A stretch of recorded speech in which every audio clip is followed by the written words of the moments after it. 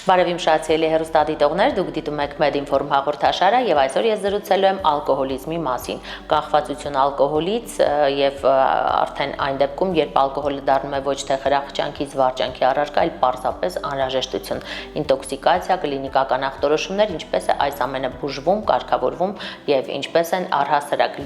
նման խնդիրները լուծվում։ Ես զրուցելու եմ եկել կախվածությունների բուժման ազգային կենտրոնի տնօրեն Սուրեն Նազինյանի հետ։ Բարև ձեզ, պարոն Նազինյան։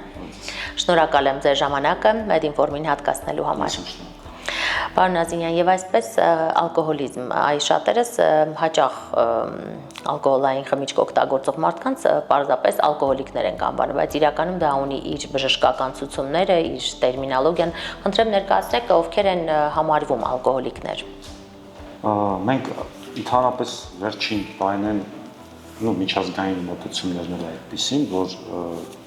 մենք այսպես չենք դիտակավորում եւ ալկոհոլիկ բառը մեր պրակտիկան չենք դիտավորում։ Մենք ալկոհոլի հետ կապված խնդիրներ ունեցող մարդկանց ասում ենք, եթե իհարկե կախվածության համախտանիշ ախտորոշում, ասում ենք ալկոհոլից կամ ալկոհոլային խմիչքներից կախվածություն ունեցող մարդիկ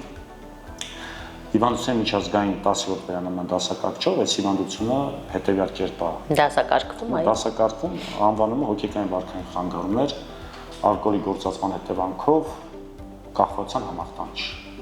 որտեղ ալկոհոլի գործածման հետևանքով այլ վարքային խանգարումներ են լինում, որոնք դեռևս օրինակ կախվածության համախտանիշ չեն։ Օրինակ գոյություն ունի ալկոհոլի կործանարար կամ վնասակար գործածում ախտորոշումը, որը այսպես ասած մի փուլ ավելի ցածր է ալկոհոլային կախվածությունից, դա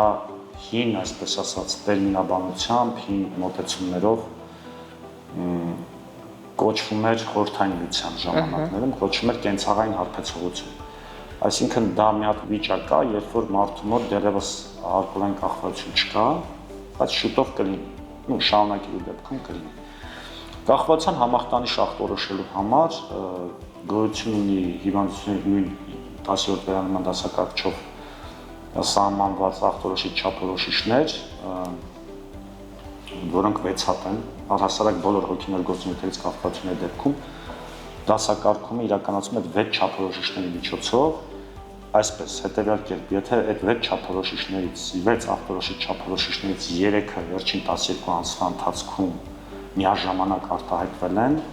տվյալ անձին հանգիստ կարող ենք ախտորոշել, անձի մոտ կարող ենք ախտորոշել կախվածության համախտանիշ։ Մի քանիսը թվում է ախտորոշիչ չափորոշիչներից, օրինակ ալկոհոլի դեպքում ալկոհոլի նկատմամբ տոլերանտության բարձրացումը։ Բացատրեմ, տոլերանտության բարձրացումը դա ենթադրում է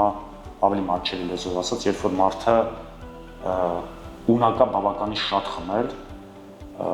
առանց փսման ռեֆլեքսի առաջացման։ Այսինքն օրգանիզմը արդեն ընդունում է այդքան։ Օրգանիզմը բավականին շատ, այսպես ասած, հանդուրժողականություն ալկոհոլի նկատմամբ բավականին բարձր է, մենք դա բժշկագիտական, որը դեղաբանության մեջ է նաև կիրառվում, այդ տերմինով ենք արտահայտում, դա տոլերանտության բարձրացումն է։ Դա երևի տղամարդկանց շրջանում համարվում է իրականում այո, ես ասում ձեզ, այդ իրականում այո, մեր շատ ցավոք սրտի այդ քեֆերի միջոցառումների սեղաններին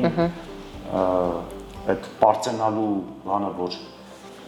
մենք ես կարամ մի շիշ կամ երկու շիշ ուղի խմեմ, դա իրականում վատ բան է, վատ բան է, որտեղ տոլերանտության բարձրացումը հենց դա է, այսինքն երբ որ մարդը կարա բավականին մեծ քանակների ալկոհոլ գործածի։ Երկրորդ ախտորոշիչ չափորոշիչը դա պաթոլոգիկ հակումն է, էլի ալկոհոլի դեպքում ալկոհոլի նկատմամբ։ Կոմպուլսիվ մի հատ վիճակ է դա, երբ որ մարդը անհաղթելի պահանջ է ունենում, անսուստ պահանջ է ունենում պարտադիր ալկոհոլ գործածել։ Դա արդեն խնդիրը առկա է, այո, կարող ենք փաստել։ Եթե մարդը ալկոհոլ գործածելու պահանջ է ունենում, անհաղթելի պահանջ, երբ որ անթույլատրելի առարկա նույնիսկ իրականացնում, օրինակ կարող է տան վերջին գումարը վերցնի եւ գնա, ասենք, օգտվել։ Գրեթե կարելի է նույնականացնել թմրամիջոցներից կախվածության հետ։ Միանշանակ։ Մնացած 4 ախտորոշիչ չափորոշիչներն ու համանման չափորոշիչներն, օրինակ վերահսկման դժվարությունը որոշակի միջավայրերում, Այդ չգործածելու դեպքում տրամադրության կտրուկ անկումը, լարվածությունն, նյարդային վիճակը, սա արդյոք նույնպես եթե ալկոհոլ։ Դա չափորոշիչներից մեկն է, որին մենք ասում ենք ալկոհոլային զրկանքի համախտանիշ, երբ որ մարդը կտրուկ դադարեցնում է ալկոհոլի գործածումը, ալկոհոլային կախվածությունից անձի երբ որ կտրուկ դադարեցնում է ալկոհոլի գործածումը տարբեր պատճառներով, կամ ինքնակամ, որը սովորաբար չի լինում, կամ օրինակ, ինքնակամ էլ է լինում, կամ օրգանիզմի հյուսվածության պատճառով, կամ քրոնիկ ինտոքսիկացիայի պատճառով, որ օրգանիզմը այլևս ալկոհոլային խմիչքներ չի ընդունում։ Այդ ժամանակ առաջանում է աբստինենտային համախտանիշ կամ զրկանքի համախտանիշ, որը որոշակի սոմատովեգետատիվ ախտանշաններով արտահայտվում։ Ալկոհոլային կախվածության դեպքում շատ բնորոշանակ ձեռքերի դողը, ձեռքերի վերջույթների ընդհանրապես, Բայց դա հենց սկզբի փուլից թե հետագայում։ Արդեն երբ որ կախվածության համախտանիշ կա, ձեռքերի դող այնուամենայնիվ լինում է տարբեր ծանրության աստիճան։ Եթե ծանր աստիճանի ալկոհոլային կախվածություն իհարկե ձեռքերի դողը շատ ավելի արտահայտված է լինում։ Հաջորդը դա օրինակ քրտնարտադրության ուժեղացում, այրան զարկերական ճնշման բարձրացում, գլխացավեր, թուլություն, բերանում չորություն, այս ամենը ալկոհոլային զրկանքի բնորոշ ախտանշաններն են։ Հենց ալկոհոլային զրկանքի համախտանիշով էլ պացիենտները ընդունում են մեր մոտ։ Մենք մեր հիմնական նպատակը առաջին օրերի ընթացքում պացիենտին դեղորայքային բուժում նշանակելու ժամանակ առաջնային խնդիրը դա ալկոհոլային զրկանքի համախտանիշը կոմպենսացնելն է, այսինքն բուժելն այդ վիճակից մարդուն հանելը, այնուհետև արդեն մնացած էտապներն անցնում բուժման։ Քանի որ մենք գործ ունենք ոչ թմրայ միջոցներից կախվածության հետ, բայց գրեթե նույնացնում ենք, այսինքն մարդիկ, ովքեր իսկապես որոշել են վերջ տալ այս վատ սովորույթին, այս կախվածությանը, հետեւաբար ինձ մոտ հարց է առաջանում, պարոն Ազինյան, այ հնարավոր չէ այդքանը գիտակցելով ինքնակամ հրաժարվել ալկոհոլից, որ պետք է դիմել կախվածությունների ենթադրենք ազգային կենտրոն այդ խնդիրը լուծելու։ Դե տարբեր են իրականում դիմում, կան մարդիկ, որոնք այո ինքնուրույն որոշում կայացնում, ինքնուրույն դիմում, այնա քիչ առաջ պացիենտը իր տիկնոջ հետ էր եկել։ Տիկինը բերման էր ենթարկել։ Չի ասի, չեմ կարող ասել, բայց իմ մոտ այն տպավորություն չէ, որ տիկինը բերման ենթարկել, իմ մոտ այն տպավորությունն է, որ տիկինը ուղղակի ուղեկցում է իրան, իրակի։ Լինում են դեպքեր, երբ որ դիմում են գիտակցելով, այսինքն գիտակցված որոշում հենց ինքնակայացնում։ Լինում են ցավոք սրտի այնպիսի դեպքեր, երբ որ մարդիկ դիմում են այն ժամանակ, երբ որ օրինակ գիտակցված որոշում կայացնելու ունակություն չունի, մենք ալկոհոլային աբստինենցիային հաջորդող փուլ, այսպես ասած, որ շատ ավելի ծանր է, դա բոլորին հայտնի ալկոհոլային դելիրիումն է, որի ժամանակ առաջանում է մարդու ապակողմնորոշում, գիտակցության խանգարում, որի ժամանակ լինում են առատ տեսողական լսողական ցնորքներ, ցնորային ապրումներ։ Այս իրավիճակում սովորաբար մարդկանց բերում են ընտանիքի անդամները կամ առավել հաճախ շտապօգնության հոգեբուժական բրիգադաները, դա իրականում անհետաձգելի բուժում պահանջող կյանքի համար վտանգավոր վիճակ է։ Ալկոհոլային հարբարության վիճակում գտնվող մարդու ոչ ադեկվատ վարքագիծը բնորոշում է որպես սպիտակ տենտ կամ բելագարիա չկա, հարբած վիճակ։ Բայց իրականում սպիտակ տենտ մարդու մոտ, շաքերտներով սպիտակ տենտ ալկոհոլային դելիրիում առաջանում է լրիվ հակառակը, այսինքն երբ որ մարդու մոտ արդեն զրկանքի համախտանիշ է սկսել։ Այսինքն այդ վիճակում մարդու օրգանիզմում ալկոհոլ չի լինում։ Իսկ այդ կատարել արարքներ, որոնց համար մարդը ինքը պատասխանատու չէ կամ միգուցե նույնիսկ չի հիշում, արդյոք սա գրեթե կարելի է նույնացնել հոգեկան խանգարման հետ, այդ չափ ալկոհոլից։ Ոչ, ընդհանրապես հոգեներգործուն նյութերի գործածման դեպքում դա կլինի ալկոհոլ թե թմրամիջոցներ, շատ հաճախ ամնեզվում է իրականացրած, այսինքն այդ էտապում հատկապես ծայրահեղ հարբարության վիճակում գտնված ժամանակ կամ թմրամիջոցի ազդեցության ծայրահեղ ինչ-որ վիճակում, այո, լինում է դեպքեր, որ մարդը հաճախ իր կողմից իրականացած գործողությունը չի հիշում, ավելի ոչ թե չի հիշում, այլ նույնիսկ չի էլ վերահսկում, եթե չի վերահսկում, բնականաբար սրանք իր հետ կապ ունեն։ Պատասխանատու չէ այդ արարքները։ Ոչ թե պատասխանատու չէ, իհարկե պատասխանատու է, ավելին ասեմ, ալկոհոլային հարբարության վիճակում հանցագործություն իրականացնելը չի դիտվում որպես մեղմացուցիչ հանգամանք, բոլորովին հակառակն է թմրամիջոցին։ Բայց չի գիտակցում այդ պահին ինչ է կատարել, էլի, այսպես կարող ենք բնորոշել։ Իրականում պարզ ասեմ ձեզ, ոչ թե չի գիտակցում, այլ մենք գործ ունենք ագրեսիայի այնպիսի աստիճանի հետ, այսինքն ապարգելակված ագրեսիայի դրսևորման։ Չգիտակցել ես ինձ թույլ չեմ տա ասել, որովհետև հարբարության վիճակում գտնվող մարդը մի քիչ կրիտիկ առարկայության դեպքում իհարկե գիտակցում ենք ինչա։ Պարոն Նազինյան, ալկոհոլը ընդունելուց հետո այն որքան ժամանակ է մնում օրգանիզմում, երբ արդեն արյան լաբորատոր փորձաքննությունը կարող է ցույց տալ, որ արկա չէ։ Քանի օր։ Ալկոհոլը բավական արագ է հեռացվում օրգանիզմից, ի տարբերություն թմրամիջոցների, թմրամիջոցները բավական երկար են պահպանվում, օրեր, նույնիսկ թմրամիջոցի տեսակներ կան, որոնք պահպանվում են ամսով։ Իսկ օրինակ այդ օրգանիզմի մի կենսամիջավայրում խոսքը վերաբերում է մեզը կամ արյունը։ Իսկ օրինակ մազում թմրամիջոցները բավական երկար են պահպանվում, ի տարբերություն ալկոհոլի։ Ալկոհոլը շատ արագ է հեռացվում, որովհետև ալկոհոլի փոխանակությունը լյարդում իրականացվում է բավականին արագ տեմպերով, ասեմ, ընդհանրապես երկու հորմոնի միջոցով, ինքը շատ པարզ միացություն է ալկոհոլը, էթանոլը։ Առաջինը դա ալկոհոլ դեհիդրոգենազա ֆերմենտն է, առաջին փուլում, երկրորդ փուլում ալդեհիդ դեհիդրոգենազա ֆերմենտը։ Վերջում քացախաթթու դառնում օրգանիզմից հեռացում, շատ արագ։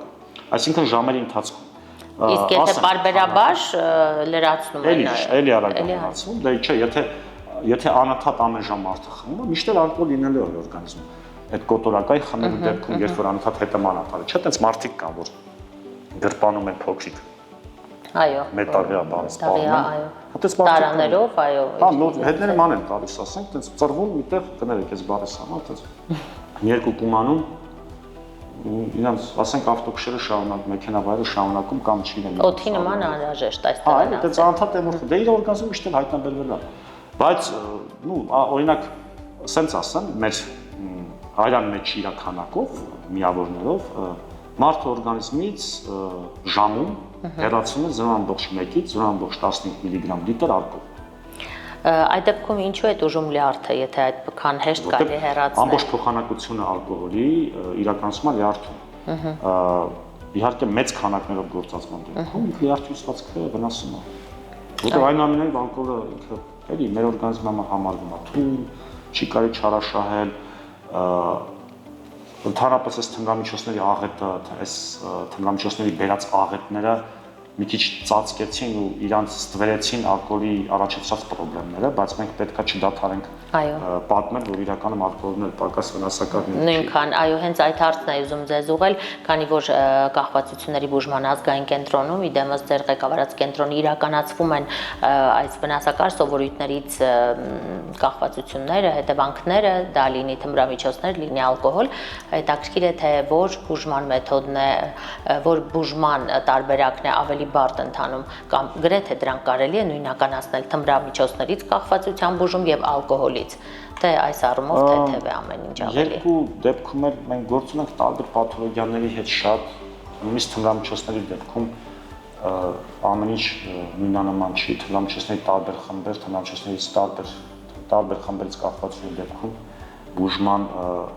բուժական մոտեցումներն են տարբեր, նույնը վերաբերում է ալկոհոլին, այսինքն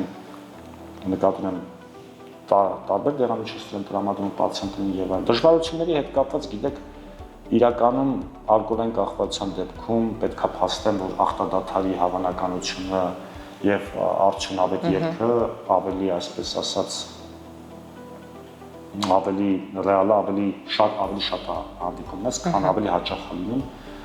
քան թմրամիջոցներից կախվածության դեպքում։ Ալկոհոլային կախվածության դեպքում մենք շատ հաճախ գործ ենք ունում, քիչ առաջ ասացի, շատ ավելի շատ են գործ ունենում պսիխոտիկ քրոնիկ որոշակի պսիխոտիկ խնդիրներ։ Նույն ալկոհոլային դեպիրումը, որ ես քիչ առաջ ասացի, ինքը կյանքի համար վտանգավոր վիճակ է ու պացիենտին, երբ որ մենք ընդունում ենք, ինքը բացի իր մոտ արկա պսիխոզը, գերազանցապես լինում է շատ ծանր սոմատիկ վիճակում։ Հաճախ թոքաբորբով, դե պատկերացեք 10-15 օր ալկոհոլ է գործածել, չի սնվել ընդհանրապես։ Իսկ եթե շատ լավ սնվում են, շատ լավ պայմաններ ունեն, այնուամենայնիվ չարաշահում են ալկոհոլը, ինչ կասեիք այս կատեգորիայի մասին։ Դեպքեր են։ Արդյունքում հենց այդ մարդիկ էլ, այդ մարդկանց մոտ շատ ռիսկան է, եթե օրինակ, չէ, մեր տղամարդիկ ոնց են, հայ տղամարդիկ, ամեն օր միջմանը կամ երեկոյան ինչ-որ ռեստորաններում եւ չէ, ուտուշ-խմիչները, այսպես ասած, իրանց ընկերական խմբերով, այդ ամեն ինչը իհարկե շատ հավանական է, որ մի օր հանգեցնի ալկոհոլային կախվածության առաջացման։ Այո,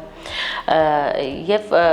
լավ ելքով բուժման դեպքերը ավելի գերակշռում են, թե ապարդյուն է լինում, գերակշռում են, այո։ Հատկապես մեր, քանի որ սոցիալ հոգեբանական ծառայությունն ենք, մոտեցումներն ահագին փոխվել վերջին տարիների ընթացքում 1% նկատմամբ։ Իհարկե երկեր դրական շատ են լինում։ Ունենում ենք դեպքեր, որ մարդիկ տարիներով ուղղակի ալկոհոլից զերծ են ապրում, չեն վերսկսում, բայց դա ցավոք նաև լինում են դեպքեր, երբ որ ունենում ենք պացիենտներ, ռեմիսիան շատ կարճ է տևում կամ անգամ կարանք նշենք, որ հաճախ չի լինում ռեմիսիա, ասենք դուրս է գալու հիվանդանոցից 5 օր հետո մեկ է տեսնում ենք վերադարձավ արդեն էլի ալկոհոլ գործածելու։ Պարոն Նազինյան,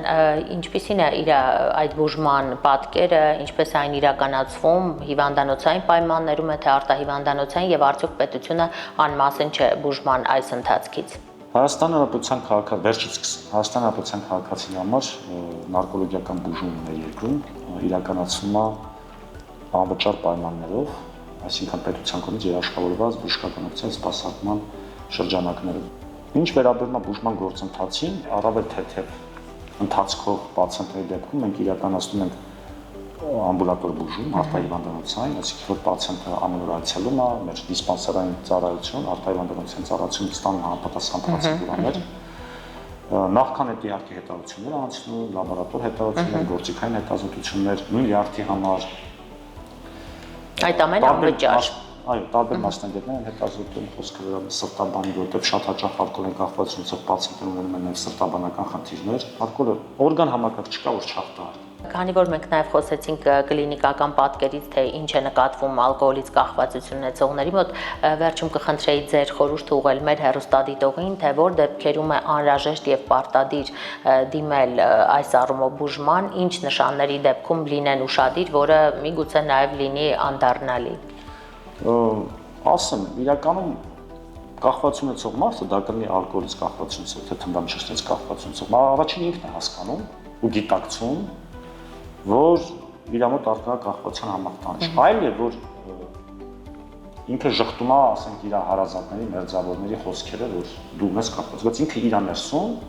շատ լավ գիտի, որ ինքը կախվածություն ունի։ Դա իհարկե պաթոլոգիկ հակումն առաջին, այսինքն երբ որ տվյալ մարդը առանց ալկոհոլի չի պատկերացնում իր կյանքը։ Այսինքն անընդհատ ինքը պահանջազգում ալկոհոլ գործածելու։ Երբ որ իր մտքով անցնում է արդեն ալկոհոլ գործածել, չէ՞, նայեք, երբ որ ինքը առիթ է փնտրում խմելու, ոչ թե սպասում է առիթի, որ գիտի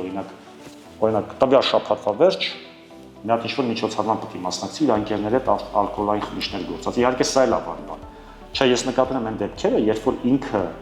անընդհատ առիթ է փնտրում միտեղ խմելու։ Դա արդեն անհանգստացնող է, ու այս դեպքերում իհարկե պետք է հասկանալ, որ ալկոհոլիզացիա է առաջանում, ձևավորվում եւ կար ժամանակ անց արդեն կախվածության համախտանիշ է ձևավորվելու։ Այսինքն հենց այս պայծ սկսած ինքը պետք է մտածի դադարեցնելու ալկոհոլի չարաշահումը, իսկ եթե արդեն անկարող է դա դժվարությամբ է դա ալկոհոլից հրաժարվելու գործընթացը լինի իր մոտ, ինքը արդեն իհարկե պետք է դիմի բուժման։ Հորդորում եմ մեր ազգաբնակչությանը չչարաշել ալկոհոլային խմիչքներ, պետք է միշտ հիշել, որ ալկոհոլային խմիչքները, ալկոհոլը նույնպես համարվում է հոգեներգործուն նյութ, բացի հոգեներգործուն նյութ համարվել է ալկոհոլը նաև կախվածություն առաջացնելու պոտենցիալ ունեցող նյութ է, ու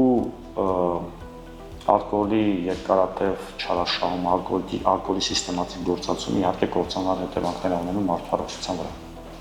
Շնորհակալ եմ պարոն Նազինյան եւ վստահ եմ շատերը կարողացան այն անհրաժեշտ ինֆորմացիան քաղել, օրինակ, որ կարող են այս խնդրից ազատվել հենց անվճար եւ իրենց կողքին են մի խումբ մասնագետներ, ինչպես դուք նշեցիք, ապահովում են նրանց դրական ելքը, այո, այս խնդրից ձերբազատվելուն օգնում են։ Շնորհակալ եմ հետաքրքիր հարցազրույցի համար։ Հարգելի հեռուստադիտող, եւս մեկ անգամ հիշեցնեմ, ես զրուցում էի կախվածությունների բուժման ազգային կենտրոնի տնօրեն Սուրեն Նազինյանի հետ, դա իսկ մեր թեման ալկոհոլիզմն էր, ալկոհոլից կախվածությունը, որը դարձել է մեր ազգի ասես բնութագիրը։